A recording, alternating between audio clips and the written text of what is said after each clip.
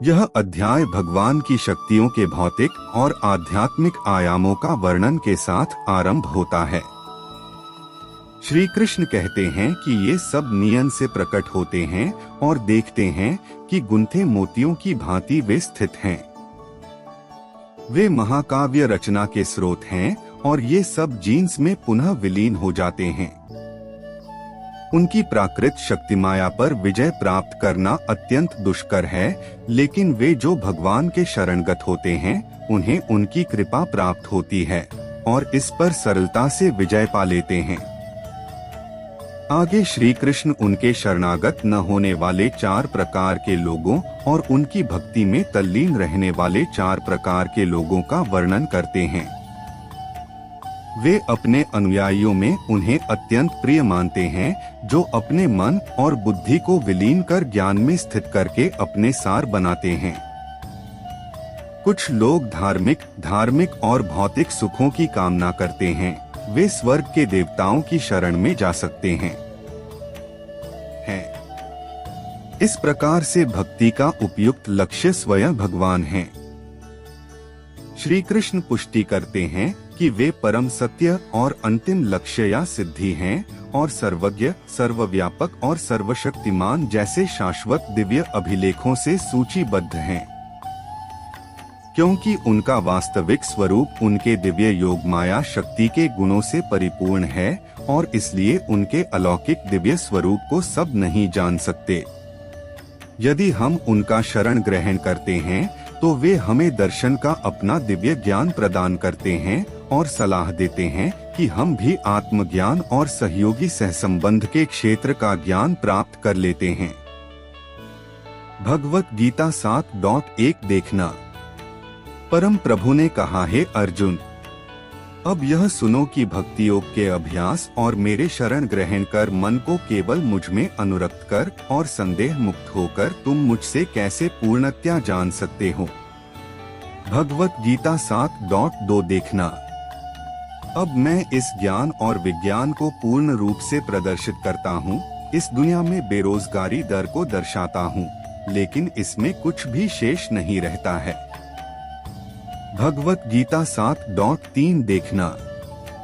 हजारों में से कोई एक व्यक्ति प्रयास करता है और सिद्धि प्राप्त करता है, कोई एक ही वास्तव में मुझे जान पाता है। भगवत गीता 7.4 देखना। पृथ्वी, जल, अग्नि, वायु, आकाश, मन, बुद्धि और जल ये सब मेरी प्राकृत शक्ति के 8 तत्व हैं। भगवत गीता 7.5 देखना। ये मेरी अपरा शक्तियां हैं, डरा है महाबाहु अर्जुन। बाकी मेरी अतिरिक्त शक्ति है। यह जीव शक्ति है जिसमें देहधारी आत्माएं जीवन रूप समाहित हैं, जो इस संसार के जीवन का आधार हैं। भगवत गीता 7.6 देखना। यह जान लो कि सभी प्राणियों में 2 शक्तियां उत्पन्न होती हैं। मैं संपूर्ण सृष्टि का मूल कारण हूँ और ये पुनः मुझ में विलीन हो जाता है। भगवत गीता 7.7 देखना। हे अर्जुन, मेरा श्रेष्ठ कोई नहीं है। सब कुछ मुझ पर एक ही प्रकार से आधारित है, जिस प्रकार से गुंथे मोती।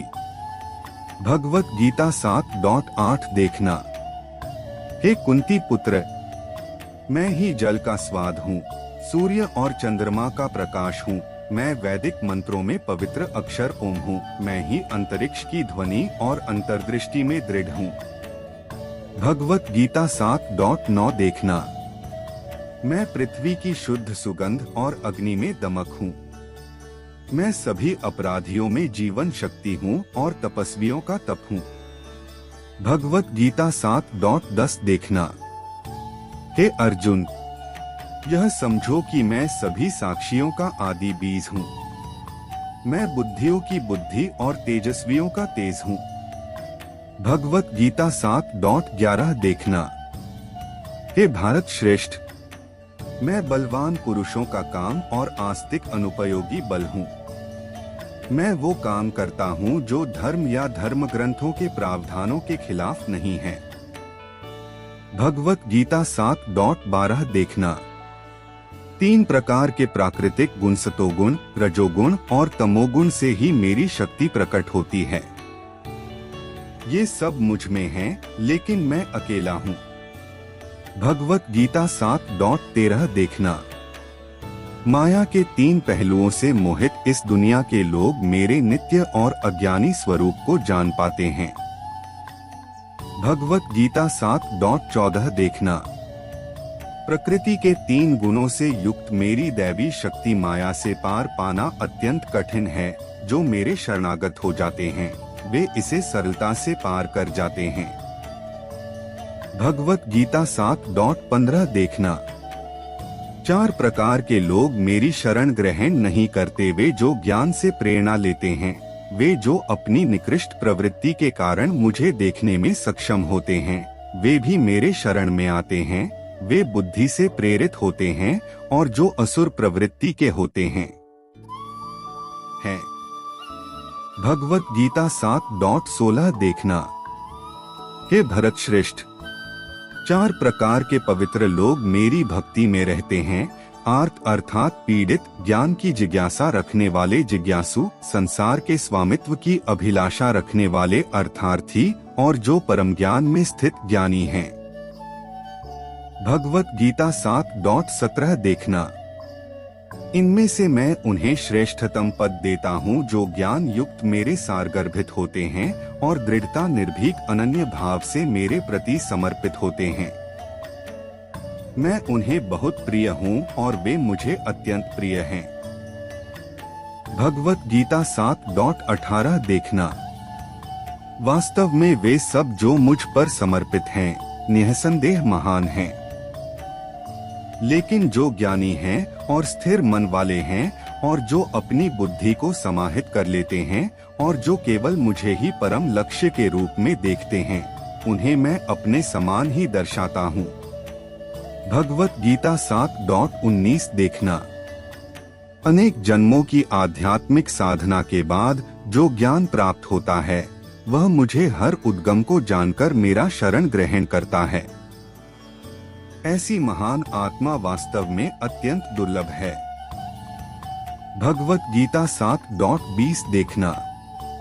वे मानव वैज्ञानिक, भौतिक, भौगोलिक कामनाओं द्वारा भ्रमित हो जाते हैं। वे देवताओं की शरण में चले जाते हैं। अपने अपने रुझानों के अनुसार वे देवताओं की पूजा करते हैं और इन देवताओं के अनुयायियों के लिए वे धार्मिक कर्मकांडों में सम्मिलित रहते हैं। भगवत गीता 7:21 देखना। भक्त श्रद्धा के साथ स्वर्ग के देवता की जिस रूप में पूजा करना चाहता है, मैं ऐसे भक्त की श्रद्धा को उसी रूप में स्थिर करता हूँ। जो ज्ञान युक्त मेरे सार गर्भित होते हैं और दृढ़ता निर्भीक अनन्य भाव से मेरे प्रति समर्पित होते हैं, मैं उन्हें बहुत प्रिय हूँ और वे मुझे अत्यंत प्रिय हैं। भगवत गीता 7:18 देखना। वास्तव में वे सब जो मुझ पर समर्पित हैं निःसंदेह महान हैं।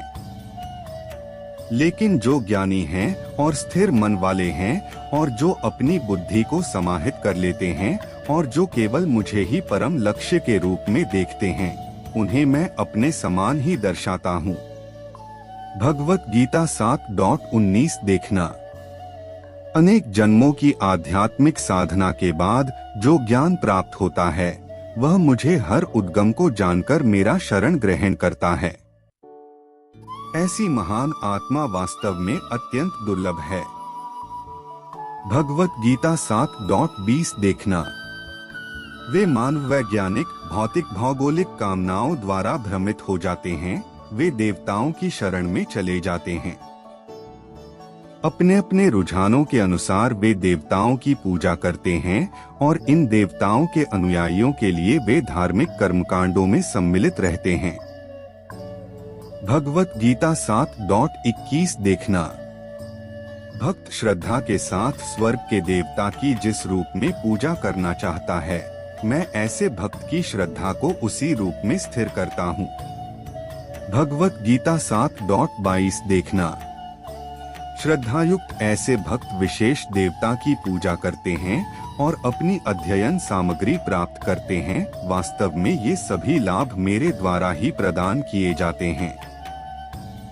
भगवत गीता 7:23 देखना। समुद्र में ऐसे अल्पज्ञ लोगों को फल भी प्राप्त होते हैं जो नश्वर होते हैं। जो लोग देवताओं की पूजा करते हैं वे देव लोकों को प्राप्त करते हैं, जबकि मेरे भक्त मेरे लोक को प्राप्त करते हैं। भगवत गीता 7:24 देखना। बुद्धिहीन मनुष्य ने दर्शाया है कि भगवान पहले निराकार थे और अब मैंने यह साकार व्यक्तित्व धारण किया है। वे मेरे इस अज्ञानी और परम दिव्य स्वरूप की प्रकृति को नहीं जानते। भगवत गीता 7:25 देखना।